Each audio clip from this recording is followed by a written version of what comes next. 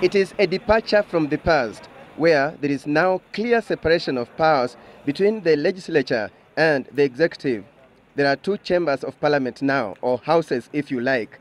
The National Assembly with 349 members and the Senate with 67. The bulk of the work as regards oversight and registration at the national level still remains with the Parliament. The focus of the Senate is just on the regional or the county system. We are there to make sure that this system is not wound up by the central government the way the Senate was wound up in 1966. That the Senate has a leading role in certain legislations, particularly those that relate to the counties. But National Assembly also has certain lead in certain legislations, like anything to do with money, and national money bills, for example, national budget. It's the National Assembly that takes the lead. So there are certain areas that each house takes a lead. And whatever it takes a lead, whatever it generally discusses and clears, the other house also has to see. So in real sense, the two houses are at par. None is above the other. Under the new system, the president, his deputy, and ministers, now known as cabinet secretaries, will not be members of parliament. So you will not be seeing ministers answering questions on the floor of the house. But the president will be coming here once every year to give the State of the Nation address. Each chamber will have a majority leader, that is, the leader of the largest party or coalition, who will be the voice of government in the house.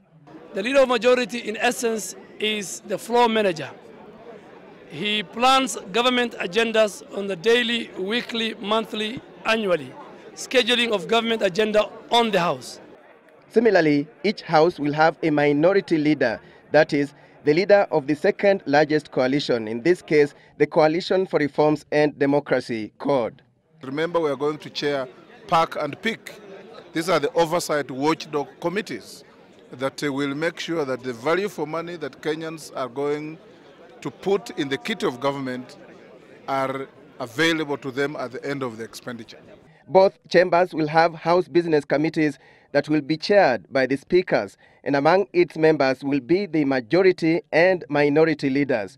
The role of the majority leader lies astride what used to be leader of government business in the House and a bit of what the Prime Minister was doing under the just ended coalition agreement. So the absence of the executive in the legislature, for me, is a fundamental shift, and I think it's for the better. I think for now the ministers will still appear, not on the floor of the House, but in the committees. So the ministers will be being asked questions at the committees of Parliament and the committees of the Senate. So it's a mere transfer from the floor of the House to the committees. Each house has its own mess, the symbol of the authority of the House, and during joint sessions, this is what you will be seeing. Another departure from the past is that the Constitution now empowers members of the public to participate actively in governance issues and decision-making in Parliament, and one way is through committees. And that is the new look Parliament. Alex Chamwada, Citizen Live at 9.